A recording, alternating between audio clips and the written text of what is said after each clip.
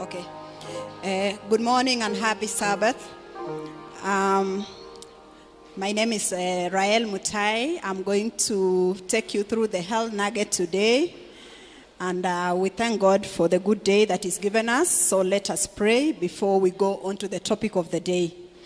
Our Father, who art in heaven, we thank you for this blessed day that you've given us. We thank you for the Holy Sabbath, that you've enabled us to come into your presence, whether virtually or physically, to listen to your word and to learn many things that are valuable for our health, for the health of our neighbors, and for the good of the country and the world at large.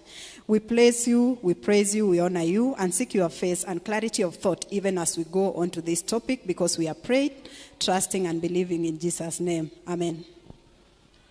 So the topic for today's nugget is menopause and climacterium. And this topic is brought to you because of the public health relevance of the topic. In the world in which we live in, we know that there are 8 billion people. And of the 8 billion people, about 25% of those are in the age, are women of the age group 25 or age group 50 and above. So the topic of menopause then becomes a public health relevance because it affects a substantial part of the population. Now, but the question is, what is menopause? How does it come about? And so I have an outline for the presentation where I'm going to define what it is, the public health challenges that come with it, how menopause occurs, menopausal symptoms, how to relieve the symptoms, the treatment options that are available, and the key messages, which if you forget everything else, at least try and remember those when going back home. So, definition of terms. When we talk of menopause, when we talk of climacterium, what exactly are we talking about? And as we discuss this, I hope everybody will listen carefully, because it's not just about the women. The women are the ones who are affected. They will face it as part of their the aging process. And we are discussing this because we want to age gracefully. We want to live quality lives even as we age. So there is the first word I want to define is perimenopause. What happens is that, from the time you are born as a girl, you are a newborn, you are an infant, you become a young child, you progress to adolescence, during which period you start having your period. That is the period of menarche, which can be anywhere between 10 to 15 years. And you go on into what is called, you become a woman of reproductive age. During the period of 15 to 49 years, we are all women of reproductive age, during which we experience our menstrual period, and that is the time when we get our children, And we have a certain way, our hormonal profile, the way the body operates, is at a certain point. But when we approach 50, then things change, because the hormonal profile changes, and therefore certain things will start happening in your body. You are physically, emotionally, psychologically, your mood, the way you do many things in your life starts to change. So perimenopause is the period when you start having irregularities in your period, the normal menstrual cycle. When you start having periods at 15 for a girl, your period is normally about 35 days. So every 35 days you experience your menses. By the time you are 25, that comes down to about 30 days. By the time you are 35, it further falls down to about 28 days. And by the time you are approaching 49, it could be as short as 21 days. So certain hormonal changes have taken place, and because of the aging, it has become that short. So the moment you start experiencing irregularities in your period, if there is no other underlying cause, then you are basically perimenopausal. And for most people, that happens anytime after 40 years. Then there is menopause itself. No, menopause, it's just a pause in the menses. So periods just stop. That is now, when it stops, then you are in menopause. But then 1 year after that, if you've missed your period for a whole 1 year, then now you are becoming postmenopausal. Now, the whole spectrum of meno, and postmenopausal, all of it is described as what is called climacterium, and it takes about, on average, 20 years. So you can see if it starts at 45, all the way to 65, you will still be going through that phase of your cycle. And that is why it is a very big period of your life, and so you need to be taken care of so that you have a meaningful life even while going through those changes. And we say this because women going through climacterium, climacterium is not just the only thing happening in your life. You know, there are many things happening socially. You know, by that time, most people, their children are grown up, they are leaving the home, there is having to deal with an empty nest. Some people have lost their spouses and they have to deal with widowhood or something like that. You know, you are also having aging parents, so there are additional responsibilities on you. So you can see that with the complexities that come with menopause, there are all these other external, extraneous factors that are happening, and therefore for a woman, their health at this point is important. But what is the issue? Why are we discussing it? From the public health point of view, I think I just want to highlight three things. One is that most women are not even aware when they get to menopause, and the changes that come with it, they don't know what they are. And so they either do not seek care, or they just, you know, go through it really without getting the support that they would need. And secondly, even in our own communities, in our homes, even in the healthcare, there is very little being discussed about menopause and the needs of the women who are going into menopause. And then there is very little investment in terms of, you know, the government investment in the health sector to really address the needs of women in menopause. And so we could easily lose out on opportunities to enhance the health of women because there is no investment. And finally, you know, there is that general assumption that, you know, you are now past your reproductive age. It's like your sexual well-being is a matter that is not so relevant, you know. It is assumed that you have no needs, you have no issues. And therefore, certain conditions that come around that period may be ignored, and the person does not benefit from the healthcare system. So, but how does menopause occur?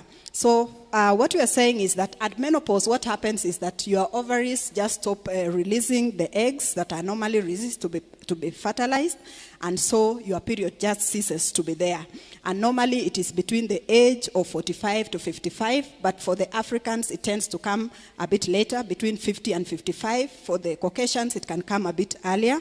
But when menopausal symptoms come before 40 years, then it is called premature menopause. And when it is premature menopause, you need the assistance of your doctor. You need to seek help and guidance, because at that point in time, there are treatments and therapies that can be prescribed to help you navigate that period. And you'll also realize that some people find themselves at this point in time, yet they were still desirous of having children and the like. And yet once menopause sets in, unless you get assisted, you know, fertilization or something like that, it's unlikely that you'll conceive. So it could as well come at a time when somebody was still hoping and planning. Because of the way we live nowadays, people going to school, pursuing their careers, you know, you delay, you know, getting married and maybe getting a child, and you find yourself you are 40, but then shortly you realize that your periods have become irregular, or they have actually disappeared, meaning that the possibility of you getting pregnant really becomes very low. So it is good that you consult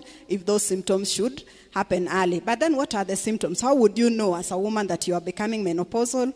One is that the common symptoms that people would see is what is called the hot flashes and what are called night sweats. So you just experience sudden feeling of heat in the face, in the neck, in the chest, and you find yourself sweating. And, you know, unfortunately, it's just sudden. It happens. There is no warning or anything. You cannot tell when it's going to happen.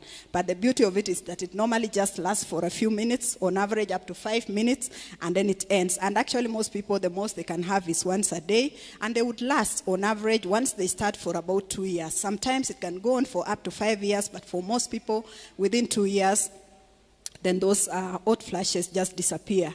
Then there's, of course, the changes in the regularity of the menstrual cycle. Other symptoms that women experience: vaginal dryness, pain during intercourse, incontinence, difficulty in sleeping, insomnia, you are not able to sleep. So as you can see, some of these symptoms don't just affect the woman directly, but it also affects the partner. And that is why we encourage women to seek for help and attention, because you need to have quality life. If you are sweating too much at night and you are sleeping with your partner, obviously it becomes uncomfortable for everybody. Or if you are sleepless and therefore you become disruptive to the person who is sleeping, perhaps planning to go to work the following day, then obviously that other person is not having good quality life. And so it is good to seek help in terms of this. There's also changes in mood. Some people experience some level of depression. There is a level of anxiety and uncertainty, because, you know, people, the fact that people have been having menses for as long as they can remember, when they cease, you know, there is something that comes with it, and some people may experience some anxiety. There is also the risk of bone you lose your bone density, and therefore people develop osteoporosis and can easily get fractures, and this tends to be more common with Caucasians. It's not very common with the Africans, but we are also encouraging women to be concerned about their bone health at this point in time, and that's why people take supplements, especially calcium supplements, to be able to maintain their bone density. There is also the weakening of the pelvic support, and people can present with pelvic organ prolapse. And finally, there is the cardiovascular risk. We remember that during the reproductive age of 15 to 49 years, the women are protected from certain cardiovascular diseases like hypertension, like high cholesterol, because they have high levels of estrogen. But when you go into menopause, you lose that because your estrogen levels are fallen, and therefore you are likely to develop hypertension and other cardiovascular diseases because now you are menopausal. How would you relieve menopausal discomfort? I've just zeroed in on the hot flashes because it's the one that tends to really, manifest fully, and there are many things you can do to relieve that, and one of them is just eating small amounts of meals at intervals during the day. What actually happens is that when you eat a large meal, like you eat a very large breakfast, you will just find yourself shortly thereafter sweating a lot, and you will not understand, but it is a flash that has been triggered by the heavy meal that you've just ingested. So just be mindful of how you plan your meal schedule, because you can, if you are just going to go into a meeting shortly, it can appear as a form of embarrassment. But if you just eat a little and then eat the rest of the meal later on, then you can as well preempt it. It may not go away completely, or you may just have it in a lower degree. We also encourage to eat foods rich in phytoestrogen, eliminate caffeine, alcohol, spices, and hot drinks from your diet. Dress in layers, use a light blanket or sleep under a sheet. If you tend to sweat because of menopausal changes, then, just reduce on the amount of bedding that you have in your bed so that you are able to sleep comfortably. Physical exercise is also very good. Women who exercise, and especially if you start your exercising much earlier, I would encourage the young ladies who are 30s, in their early 30s, early 40s, make physical exercise part of your routine lifestyle. It will really help you when you get to that stage. And of course, manage your stress. You need to find relaxation strategies. You need to focus on your spiritual well-being, meditation, and the like. All this will really go a long way in helping you minimize the symptoms of menopause. There are many other symptoms, of course, with more details. I believe when we have the next meeting of women and the likes, we can discuss further to get more details on what else you can do. But there is treatment for about 30% of the population of women who have extreme and severe symptoms. They can get what is called hormone therapy. And this one, I will not say the specifics, that it's about you having a conversation with your doctor so that they can assess your hormonal profile, your risk factors, and be able to prescribe what could possibly work for you. So there is that option. So all women need to be aware that there is that option. When the symptoms are severe, you can get that form of assistance. So in conclusion, what we say is that menopause, climacterium is a public health issue because it affects 25% of the population, and that population continues to increase as long as people's life expectancy continues to increase. So the longer women live, the more the population of women that will be in that age group, and therefore it is these people need access to the right services, the kind of support that they need. So menopause is just a stage in our life as women. It is part of a continuum from newborn age all the way to old age. That is just one of the stages that we are going through, and there is nothing you can do. You cannot prevent it. It will catch you at your time. Then after menopause, a woman cannot get pregnant. That is a fact, unless you are assisted to get pregnant. And most women experience menopause between 45 and 55 years. We've said for the African woman, normally tends to come around 49 to 53, thereabout. And it's caused by loss of ovarian function, and there is a decline in what is circulating estrogen. That is why you tend to get more cardiovascular diseases. Perimenopause can as well last for many years. Actually, some people become perimenopausal from 40 all the way they become menopausal at 50. So it can take quite a long time where, you have these irregularities of periods and the like. And then there are a variety of non-hormonal and hormonal interventions that can help. So we've said the easy things that you can do, the way you organize your meals, you enrich your diet, you exercise, take a few supplements that are here, But when symptoms are extreme, then obviously you need to seek the help of your doctor. And so for us as a church, I think it is our responsibility as women, as men